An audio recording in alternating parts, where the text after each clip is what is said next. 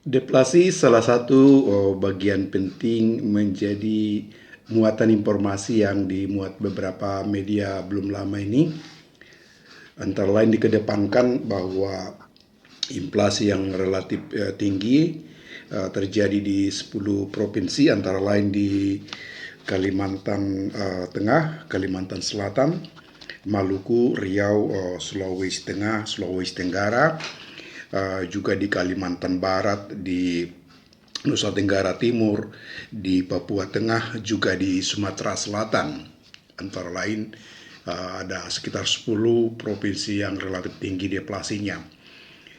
Berbicara tentang deflasi, ya tentu adalah dapat dikatakan kebalikan dari inflasi. Kalau inflasi terjadi kenaikan harga barang dan jasa, di dalam konteks deflasi justru sebaliknya terjadi uh, penurunan harga barang dan jasa secara besar-besaran, secara berjangka langsung dan bersamaan. Tentu yang terkait dengan produk-produk barang dan jasa ini ya tentu cakupannya luas, tidak hanya di industri jasa saja, tetapi juga di industri manufaktur atau industri, dan juga tentunya di uh, usaha pertanian. Misalkan di wilayah tertentu yang diindikasikan relatif tinggi, misalkan deflasinya, pas saat panen bawang misalkan atau panen tomat, ternyata ya tidak laku karena memang tidak ada eh, permintaan. Memang dikaitkan dengan deflasi dan inflasi, memang titik sentuhnya pada keseimbangan atau pada dua titik antara supply atau penawaran dan permintaan, di mana pada sisi deflasi atau pada zona deflasi, sisi permintaannya itu cenderung turun, yang sekaligus menjadi sumber pemicu dari deflasi. Sebagaimana disampaikan tadi, deflasi itulah kecenderungan penurunan harga barang dan jasa yang merupakan kebalikan dari inflasi. Dan perlu diketahui dengan deflasi yang terjadi uh, bisa diakibatkan atau bisa dipicu dari sisi jumlah uang yang beredar, di mana tentunya kalau semakin sedikit uang yang beredar di masyarakat, maka dapat dikatakan ya tingkat belanja atau permintaan dari masyarakat akan cenderung menurun. Dengan menurunnya permintaan tentu maka mau tidak mau ya demand atau penawaran akan cenderung turun harganya. Dalam konteks Indonesia memang ya cenderung uang beredarnya ya karena ada juga mobilisasi dana dalam bentuk SBNA atau juga SRBI, ya tentu mungkin ada juga kaitannya dengan jumlah beredar uang yang ada dikaitkan dengan produk tersebut. Namun kalau dilihat tren yang ada ya memang kecenderungan deflasi akhir-akhir ini yang sudah terjadi beberapa bulan dapat dikatakan adalah terjadi karena memang penurunan daya beli masyarakat. Sebagaimana diketahui, khususnya berbagai informasi sebelumnya mengemuka tentang penurunan status dari kelas menengah menjadi miskin ya karena tekanan dalam berbagai kenaikan harga dan tarif sebelumnya, dan juga tentunya karena adanya dampak pandemi COVID ya beberapa tahun waktu sebelumnya, dan juga tentunya berbagai tekanan gelombang PHK atau pemutusan kerja yang terjadi. Itu yang mengakibatkan antara lain daya beli masyarakat cenderung menurun. Ya, jadi bisa dilihat dua pemicu utama dari deflasi. Pertama, jumlah uang beredar semakin sedikit. Yang kedua adalah bisa dimungkinkan juga ya karena permintaan atau daya beli masyarakat cenderung semakin menurun. Nah, tentu kalau diamati pemberitaan di dalam berbagai media massa, salah satu faktor yang mempengaruhi terjadinya deflasi adalah ya karena menurunnya daya beli masyarakat. Tentu ya baik inflasi maupun deflasi ada sisi positif ada negatifnya. Misalkan kalau dalam kondisi deflasi ya harga cenderung akan menurun. Mungkin ada program-program promo dari supplier misalkan atau dari pihak penyelenggara jasa yang terkait dengan barang atau jasa yang terkait, menawarkan produk beli satu gratis satu dan berbagai teknik-teknik penurunan harga lainnya.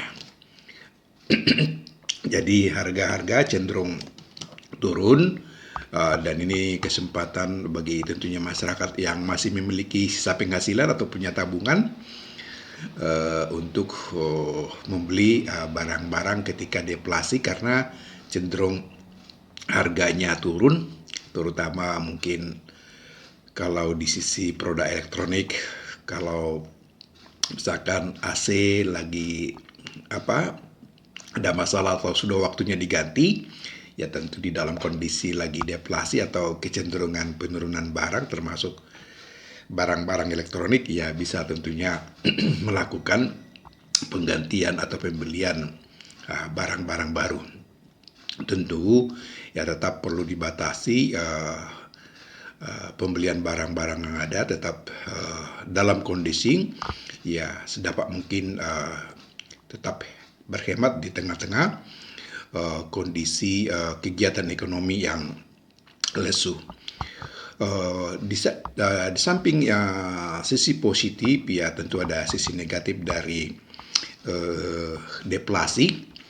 Deflasi ini tentu sangat berdampak bagi sisi demand atau pelaku usaha, di mana untuk bisa tetap bertahan ya dengan kecenderungan penurunan harga sebagai akibat dari deflasi karena rendahnya misalkan permintaan, maka pelaku usaha biasanya menurunkan ya produksi atau dengan kata lain lazimnya melakukan pemutusan hubungan kerja.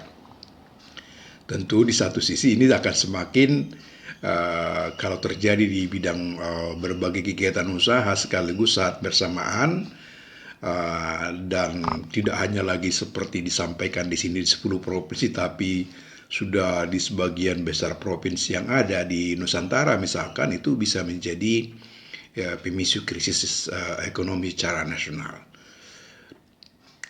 Di samping itu tentunya ya karena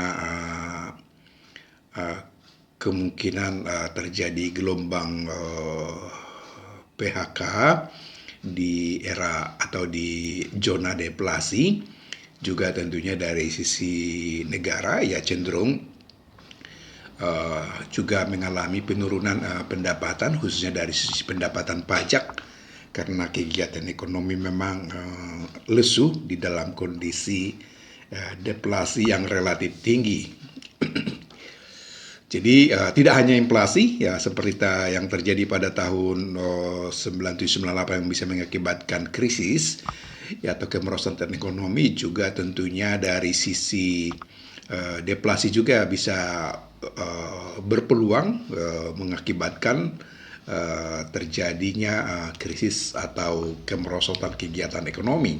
Sehingga dengan demikian maka deflasi tentunya harus ditanggulangi dengan baik, baik dari sisi instrumen moneter maupun dari sisi fiskal. Untuk menanggulangi deflasi misalkan dari sisi moneter ya seperti misalkan dalam instrumen penurunan suku bunga, seperti misalkan dengan penurunan BI rate sebagai standar, misalkan patokan penerapan bunga ke arah yang lebih rendah, sehingga kegiatan ekonomi bisa semakin berdenyut lagi, dan juga tentunya dengan instrumen-instrumen moneter lainnya yang memungkinkan. Sedangkan di sisi fiskal, ya tentu bisa juga digunakan untuk mengatasi deflasi, ya seperti misalkan untuk mengempowering atau memberikan energi atau daya kepada daya beli masyarakat, seperti misalkan ya melalui penyaluran berbagai subsidi yang sudah ada di dalam anggaran di dalam APBN untuk menghidupkan atau memperkuat daya beli masyarakat, dan juga memperbesar volume peredaran uang di dalam masyarakat. Itu dia yang bisa tentunya dilakukan. Ya dalam hal ini ya tentu mungkin juga dibuat program-program yang sejenis dengan penyaluran subsidi, baik subsidi dalam sisi sosial, ya pendidikan, kesehatan, dan juga subsidi-subsidi lainnya, juga bisa dimungkinkan ya dengan membuat sejenis program, misalkan seperti program jaring pengaman sosial, supaya misalkan dampak-dampak dari kemerosotan ekonomi bisa ditanggulangi, karena bagaimanapun juga dampak kemerosotan ekonomi itu pasti berdampak ke dalam berbagai sektor, termasuk juga nanti kepada sisi keamanan dan ketertiban misalkan, sehingga sebelum sampai ke tahap yang lebih misalkan lebih terlalu berisiko misalkan, ya perlu disiapkan juga antisipasi seperti atau sejenis jaring pengaman sosial di dalam menghadapi dampak-dampak dari deflasi kalau itu memang skalanya udah semakin besar. Tentu dengan harapan ya memang di data yang diberitakan di media massa baru sekitar 10 provinsi yang relatif besar angka deflasinya, ya semoga ini bisa ditanggulangi dengan baik oleh otoritas yang berwenang, baik dari sisi instrumen moneter maupun tentunya dari sisi instrumen fiskal.